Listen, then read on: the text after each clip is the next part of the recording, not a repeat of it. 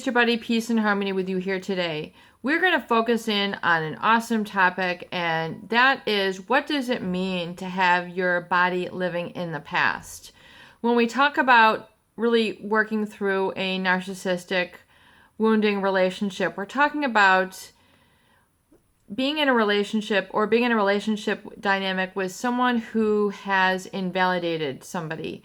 We are talking about someone who has minimized another. We are talking about someone who has exploited another. We are talking about somebody who has undermined or really made you to feel less than, or made you feel not good enough, or made you to feel inadequate or shamed or inherently flawed, or constantly undermining you, not giving you credit for the value that you are, the valuable person that you are, the affection, the love, the adoration that you gave to this narcissist. You're talking about someone who constantly has invalidated you. So when we talk about narcissist relationships, we're talking about someone who's not seeing you for the real you. There's someone who has not validated, in other words, mirrored back to you the real you. They have not allowed that positive experience in your life. They have really distracted, and taken away on a very disempowering, or what I call a learned helplessness sort of relationship dynamic, where relationship dynamic, as we've explained, it's like the experiment with the elephant, who was taught to, as a baby, to stay tied to a stake. And I'll just give you a quick example, and they teach us a lot in psychology classes to exemplify learned helplessness.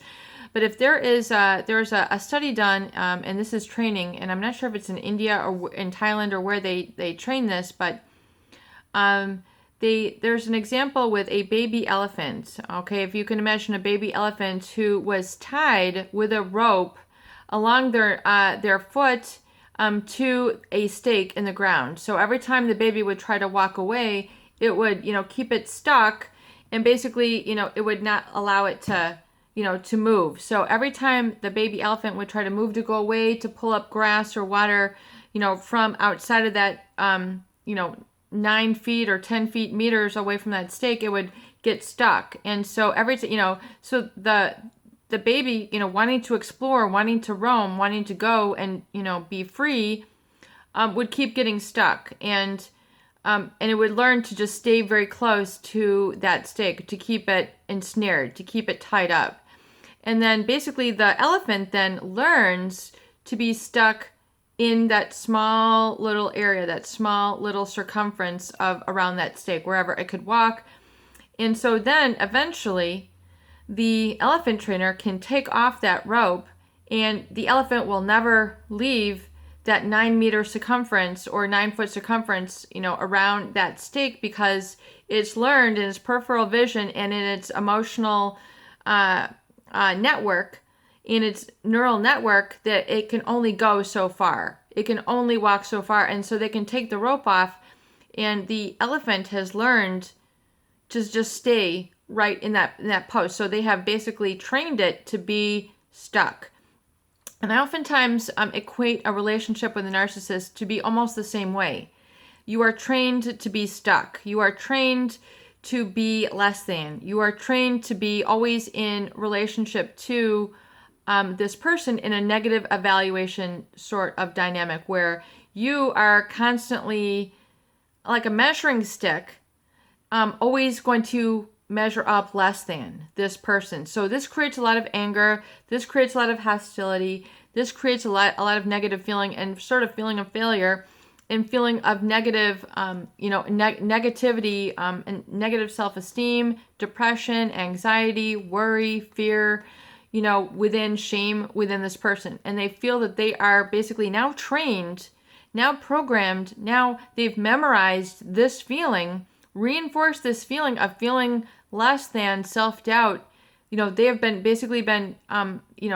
become that feeling. And your feelings drive your personality. Your feelings drive your thoughts, and then therefore your behaviors. So it becomes automatic. And just like I have equated I had the light bulb challenge. Basically, if you were to take a light bulb out, one that you turn on every day, and if you were to take that out of the light and then put it in a drawer, and you come back from work, or you come back from your day shopping or grocery shopping or mowing the lawn or whatever, you're automatically going to go and flip that switch that you have always repetitively and automatically, subconsciously, that's the power of the subconscious mind. It keeps one habitually stuck in a behavior.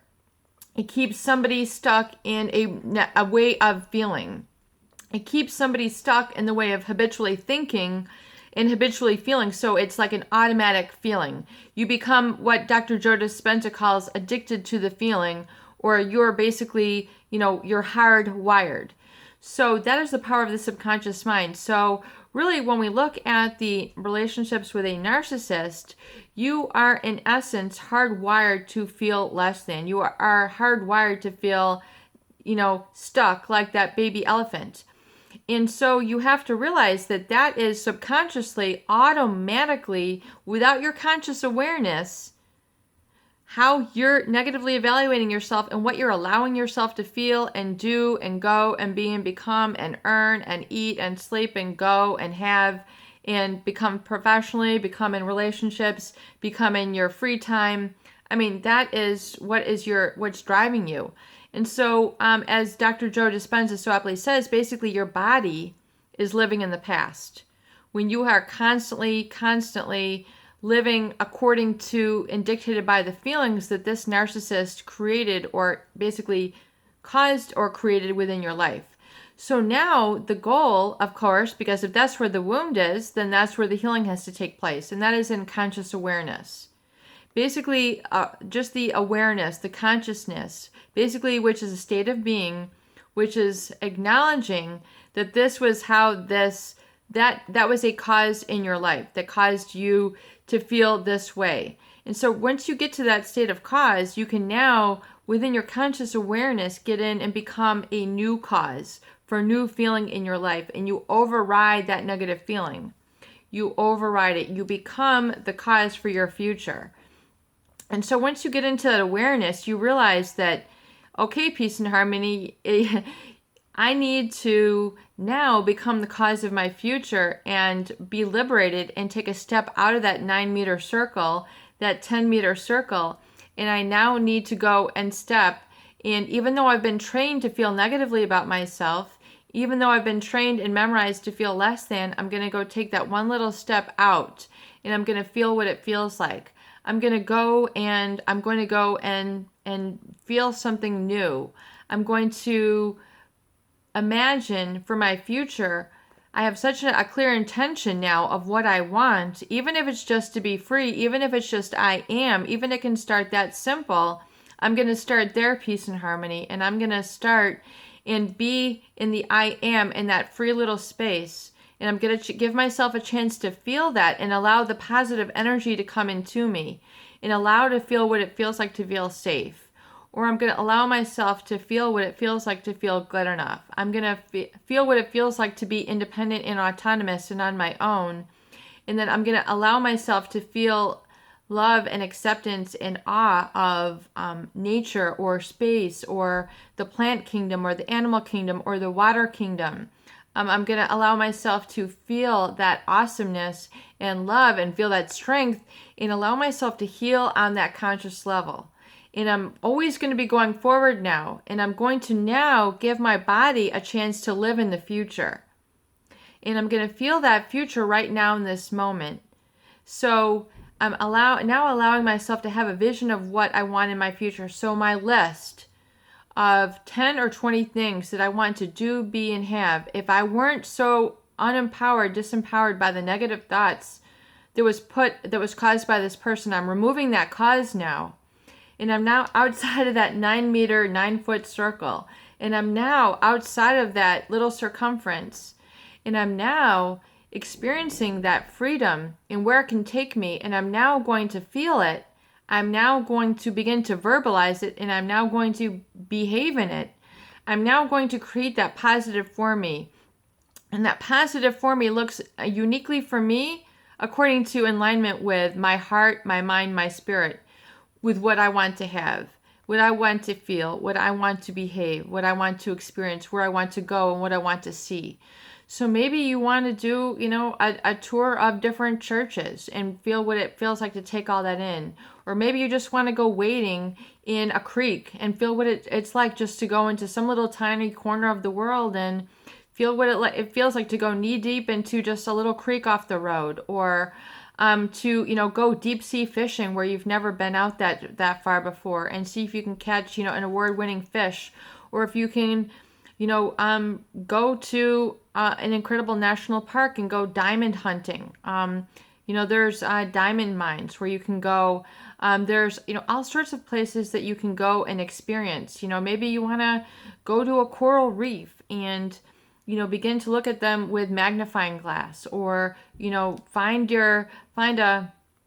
another favorite pastime. Maybe you've always wanted to be a seamstress, but everybody's telling you to do Facebook and you really want to paint. Everybody's telling you to do Snapchat and you really want to sew. And everybody's telling you, you need to be stuck in all these narcissistic relationships, which is really what a lot of the Facebook stuff is.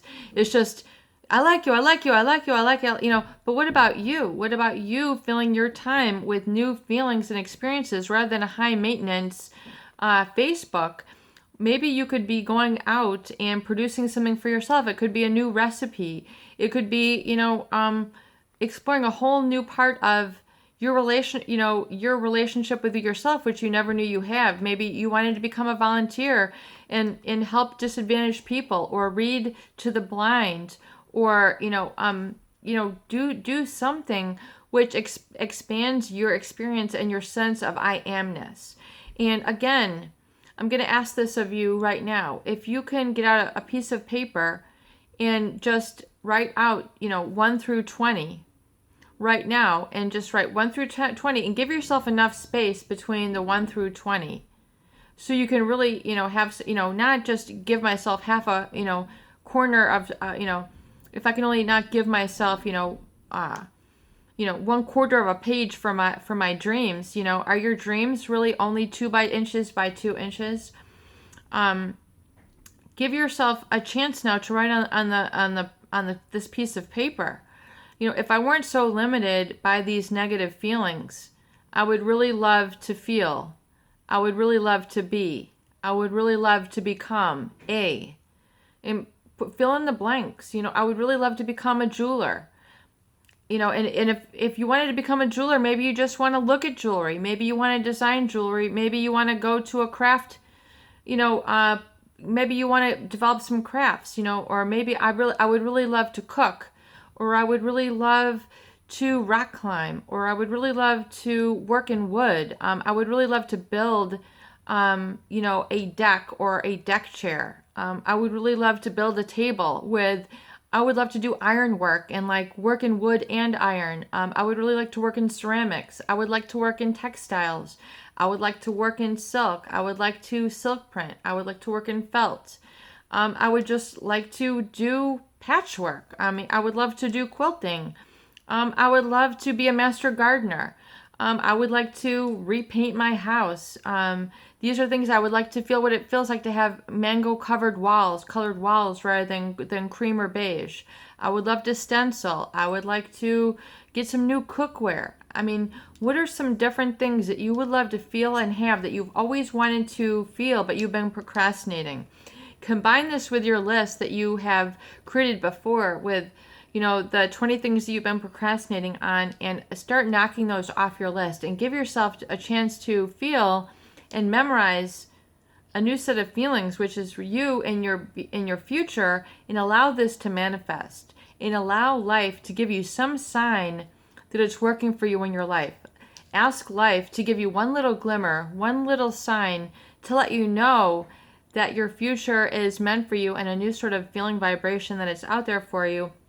Allow it to present itself so that you have no doubt. Peace and harmony with you here today. This has been a wonderful video sharing and discussing. Please do subscribe and share this with more people. And thank you so much for your viewership.